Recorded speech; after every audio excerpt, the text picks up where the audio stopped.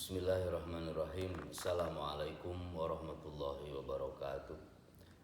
Alhamdulillahilladzi anzala ala abdihil kitaba wa lam yaj'al lahu iwaja. Wassalatu wassalamu ala sayyidina Muhammadin al-Mustafa Rasulillah wa ala alihi wa man tabi'ahu ila yaumil qiyamah, amma ba'du. Alhamdulillah kita berjumpa untuk hari ini dan untuk pertemuan-pertemuan selanjutnya dalam mata kuliah Ulumul Quran. Sebelum jauh saya sampaikan mengenai Ulumul Quran, saya ingin memberikan sedikit motivasi untuk saudara-saudara sekalian agar kita memiliki perhatian terhadap Al-Quran. Di Al-Quran disebutkan dalam satu ayat, sa'asrifu an ayatiyalladzina yatakabbaruna fil ardi bighairil haqqi. Akan aku jauhkan ayat-ayat kami, yakni Al-Quran, dari orang-orang yang takabur. Akan aku jauhkan Al-Quran dari orang-orang yang takabur. Jadi menurut ayat ini, siapakah orang yang takabur kepada Allah? Adalah orang yang tidak dekat dengan Al-Quran. Berlevel-level, mulai dari puncaknya yang lebih jauh, yaitu kufur terhadap Al-Quran, itu sudah sangat jauh sekali. Kemudian level yang selanjutnya, beriman terhadap Al-Quran tetapi tidak menyempatkan diri untuk mempelajari Al-Quran. Kemudian lagi beriman terhadap Al-Quran, membaca pun enggan. Jadi bagaimana agar kita tidak termasuk sebagai orang-orang yang takabur di hadapan Allah? Maka kita harus jadi bagian yang mempelajari Al-Quran. Selanjutnya kita akan masuk pada Ulumul Quran. Ulumul Quran adalah bentuk frase dari kata ulum dan Al-Quran. Frase di sini idopat, barangkali saudara ada yang pernah belajar nahwu. Ulumul Quran adalah idopat atau frase. Frasenya berupa idopat, terdiri dari kata ulum dan kata Al-Quran. Ulum merupakan jamak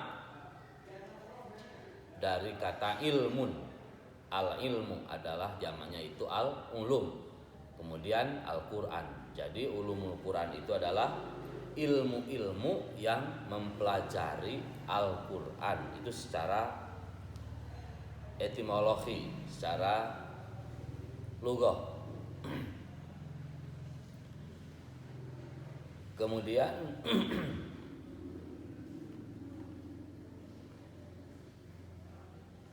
secara terminologi dalam tulisannya telah saya sampaikan.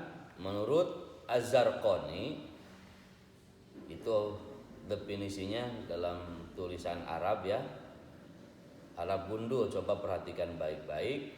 Mabahisu tata'allaqu bil Quran,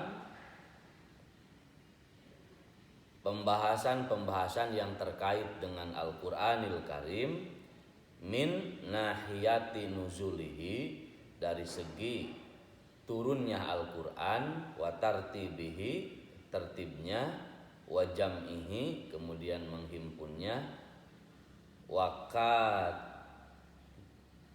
katibihi itu, dan dari segi penulisannya, bukan wa kabitihi itu, wa katibihi ya, wa katibihi segi penulisannya, wa qiraatihi bacaannya, wa tafsirihi dan tafsirnya, wa ijazihi dan ijazil Quran, wa nasikhihi wa mansukhihi dan nasih serta mansuh Quran, wa dab'i syubahi anhu dan menolak tuduhan-tuduhan yang tidak benar terhadap Al-Quran, wa nahwi dzalika dan hal-hal lain. Mungkin untuk sebagian kalian ada yang asing dengan kata nasikh, mansuh, ijaz. Nanti kita akan mempelajarinya. Jadi itu yang dimaksud dengan ulumul Quran adalah pembahasan-pembahasan yang berhubungan dengan Al-Quranul Karim dari segi turunnya, nuzul, kemudian urutannya, penghimpunnya, pengumpulannya, penulisannya, bacaannya, penafsirannya, kemujizatannya, nasih mansuh, dan menolak hal-hal yang menimbulkan keraguan atau tuduhan-tuduhan yang tidak benar terhadap Al-Quran. Nah, kemudian kita kembali ke atas. Definisi Al-Quran. Wa yaqulu al-Imam Al-Baqilani, menurut Imam Al-Baqilani, Quran secara bahasa ya'ti al-Quran ala sigotil masdar. Quran itu dalam bentuk masdar. Kalian yang mempelajari tasrifan itu ilmu perubahan kata dalam bahasa Arab, namanya morfologi ya. Al-Quran itu dari qara'a yaqra'u Qur'anan, katanya begitu. Masdar itu namanya. Seperti nasoro yansuru nasron, ya, nasron ini masdar. Kalau dalam bahasa Inggris masdar itu kalau nggak salah verbal noun ya. Qara'a yaqra'u Qur'anan artinya bacaan.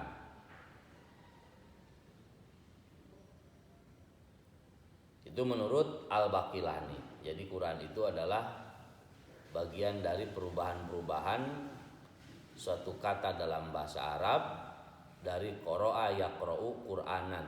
Kita mengenal ada al-qari yang baca Quran, kemudian qiraah, kemudian iqra. Nah, iqra itu adalah masih satu akar kata dengan Quran. Iqra, bacalah. Secara lughah, jadi Quran itu artinya bacaan.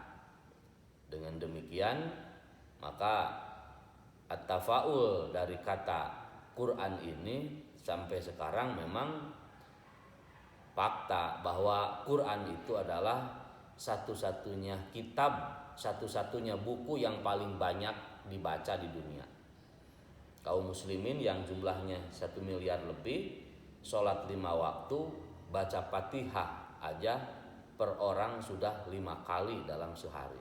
Belum dihitung rokaatnya, belum lagi yang membaca Quran. Jadi kita diusahakan harus menjadi bagian dari mereka yang membaca Al-Quran. Bahkan non muslim pun juga tidak sedikit yang meneliti Al-Quran. Ada yang syahadat, ada yang ada yang mempelajari saja dalam disiplin ilmu mereka tetapi tidak mengimani, dan ada yang mempelajari kemudian tetap mengingkari. Kemudian kata Imam Syafi'i, langsung saja Imam Syafi'i coba lihat pada jajaran ketiga. Wa qad bayyana al-Imamu Asy-Syafi'i, kata Imam Syafi'i rahimahullah, annal Qur'ana labzun ghairu mustaqim, bahwa Quran itu adalah suatu kosakata yang ghair mustaq. Ghair mustaq itu artinya bukan dari kosakata perubahan-perubahan tadi seperti yang disebutkan oleh Al-Baqilani. Jadi bukan dari qara'a yaqra'u kemudian lahir kata Quran, bukan itu. Tapi kata Imam Syafi'i wa innama wa ismu alamin ghairi mahmuzin utliqa ala kitabillah. Quran itu adalah semata-mata suatu nama asli Ismu alamin suatu nama yang bukan dari kata qara'a yaqra'u. Mahmud itu kata kerja yang ada hamzahnya. Bukan itu. Seperti kata Taurah wal Injil, seperti Taurah dan Injil saja katanya gitu. Itu kata Imam Syafi'i. Kemudian kata Al-Qurtubi yang ketiga, wa yaqulu al-Imam Al-Qurtubi rahimahullah, Al-Qur'anu wat Taurat wal Injilu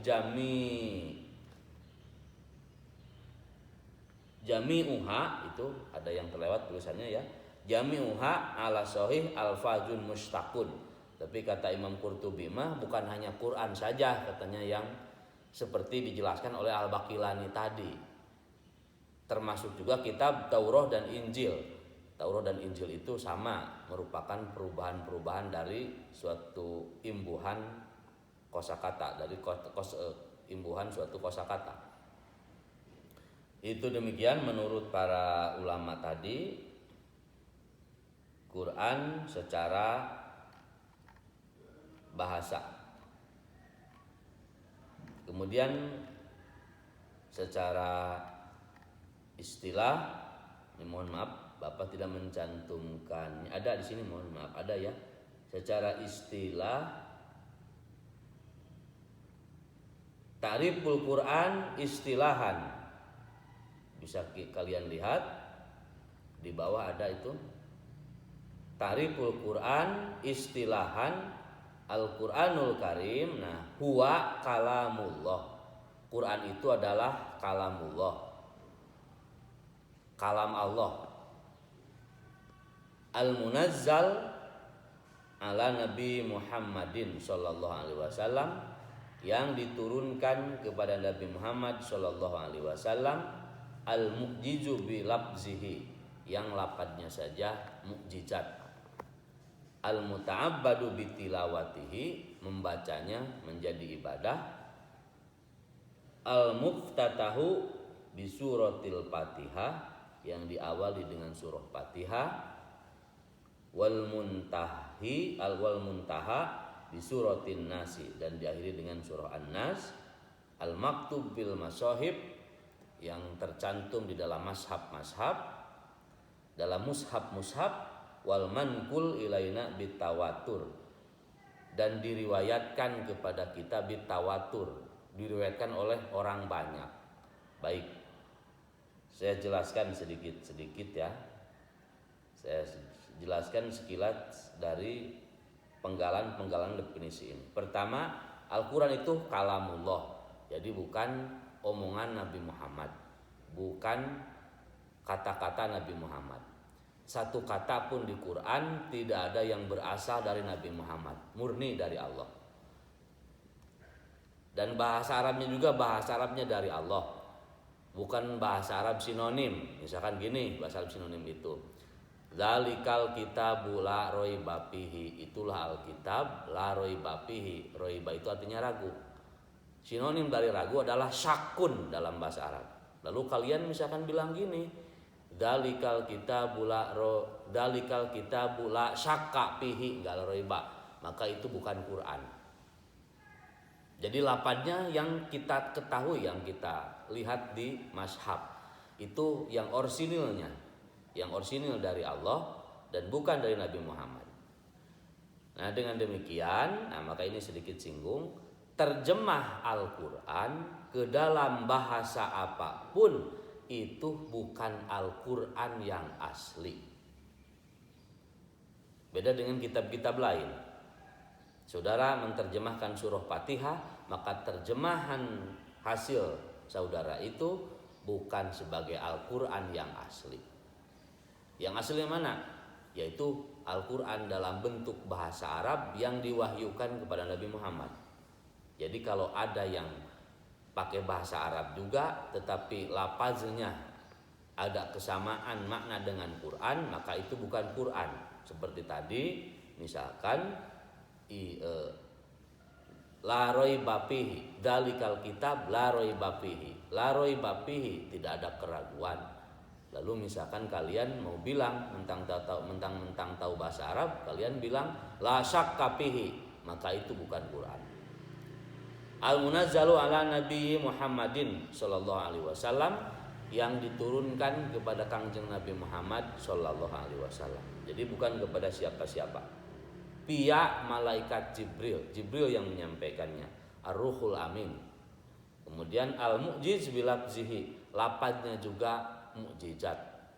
Al-Qur'an diantaranya menentang kepada yang mengingkari Quran. Wa in kuntum fi raibin mimma nazzalna ala abdina fa'tu bi suratin aw mithlihi. Kalau kalian ragu terhadap apa yang kami turunkan kepada Muhammad, yaitu Quran ini, silahkan fa'tu bi suratin, satu surat saja. Satu surah saja kalian bikin. Fa'tu bi suratin aw mithlihi, atau yang semisalnya. Wad'u syuhada'akum, coba ajak sastrawan mana di seluruh dunia, ajak untuk bersatu menghimpun suatu tulisan yang sama dan setara dengan Quran. Gak ada sampai sekarang ditentang oleh Quran, itu gak ada. Tidak ada yang mampu. Kemudian al-muta'abbad bitilawati, membacanya menjadi ibadah. Jadi walaupun tidak faham maknanya, membaca Quran itu jadi ibadah. Kemudian diawali dari surah Fatihah, kemudian diakhiri dari dengan surah An-Nas. Itu yang dicantumkan di mazhab. Adapun dari tertib nuzulnya tidak demikian. yakni dari urutan turunnya Quran tidak seperti yang kita lihat di mazhab Quran.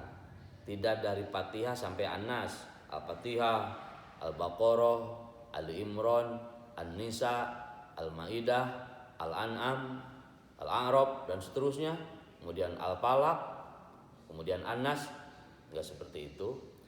Tetapi seperti kita ketahui, wahyu pertama yang turun surah ayat pertama dari Al-Alaq, surah Al-Alaq Iqra, tapi kan enggak di awal. Nanti ada pembahasannya. Jadi Quran berurutan dari surah Fatihah sampai An-Nas itu diurut tulisannya bukan berdasarkan urutan turunnya kepada Rasulullah. Oleh karena itu bisa jadi kalau kita membaca Quran duluan misalkan surah Al-Alaq, Iqra, karena dianggap sebagai ayat yang lebih dahulu turun. Lalu setelah Iqra kita ke belakang membaca penghujung Al-Baqarah, amanah Rasul, itu gak apa-apa itu. Nah gitu. Kemudian al-maktub bil masohib yang dicantumkan dalam mashab. Karena awalnya di zaman Rasulullah SAW belum ada mashab Quran, belum ada mushaf, belum terbukukan. Sehingga apabila kita mencium Al-Quran, setelah kita membaca Quran, lalu ada orang yang membantah, kamu itu mau-maunya mencium Al-Quran, Rasul juga tidak melakukannya, ya kita tinggal tertawa. Karena di zaman Rasul Quran belum terbukukan, jadi harus mikir kalau bicara itu. Nah gitu, lanjut. Al-manqul ilaina bitawatur, yang diriwayatkan kepada kita secara mutawatir. Mutawatir itu makna yang gampang adalah diriwayatkan oleh orang banyak. Rawahu jam'un an jam'in, diriwayatkan oleh orang yang banyak yang tidak mungkin berbohong. Itu makna mutawatir. Beda dengan hadis sesahih apapun, kebanyakan hadis itu tidak mutawatir tapi ahad, hanya diriwayatkan oleh per orang saja. Saudara yang hafal Quran itu termasuk orang yang meriwayatkan Quran untuk generasi ke depan. Kita yang hafal surah Al-Falaq termasuk orang yang meriwayatkan untuk generasi ke depan. Nah seperti itu. Kita lanjutkan. Kemudian ulumul Quran ini memiliki beberapa pembahasan. Insya Allah akan kita lewati selama 1 semester ini. Yang pertama ada sejarah perkembangan Al-Quran. Kemudian yang kedua pengenalan ulumul Quran, kitab-kitab dan sejarah perkembangannya. Kemudian yang ketiga Makkiyah dan Madaniyah, yakni ayat yang diturunkan di Mekah disebut Makkiyah, ayat yang diturunkan di Madinah disebut Madaniyah. Kemudian nuzul Quran dan pembahasan seputarnya. Kemudian yang kelima tadwin, kodifikasi, penulisan, kodifikasi Al-Quran dan pembahasan seputarnya. Kemudian yang keenam munasabah, kemudian muhkam dan mutasyabihat, muhkamat dan mutasyabihat. Kemudian yang ketujuh qasasul Quran, kisah-kisah di Quran. Kemudian amsalul Quran, pemisalan-pemisalan, permisalan-permisalan. Kemudian aksamul Quran, sumpah-sumpah di dalam Al-Quran. Yang kedelapan kemudian jadalul Quran, bagaimana Al-Quran itu mendialogi dengan cara mendebat. Kemudian am dan khos, kemudian mutlak dan muqayyad. Kemudian yang kesembilan ijazul Quran dan ijazul ilmi. Kemudian yang ke-10 hakikoh dan majad, hakikat dan majad. Kemudian goribul Quran, kemudian tentang terjemah dan permasalahannya. Kemudian yang ke-11 mengenai tafsir Quran dan metode-metodenya. Jadi ini dibahas mungkin sekilas-sekilas saja di setiap pertemuan selama 1 semester ini. Itu saja untuk pertemuan pertama dari mata kuliah Ulumul Quran ini. Terima kasih. Mudah-mudahan semuanya bisa mengikuti kuliah dengan baik. Kita diberikan kekuatan oleh Allah untuk mempelajari ulumul Quran. Kita, saudara kita, semua kaum muslimin mudah-mudahan diselamatkan oleh Allah, terutama dari wabah Covid yang masih melanda kita. Sehingga semoga aktivitas kita, aktivitas kaum muslimin, aktivitas seluruh manusia di dunia ini kembali lancar dan bersyukur kepada Allah Subhanahu wa taala. Demikian, terima kasih. Allahumma fiq ila aqwamit thoriq. Wassalamualaikum warahmatullahi wabarakatuh.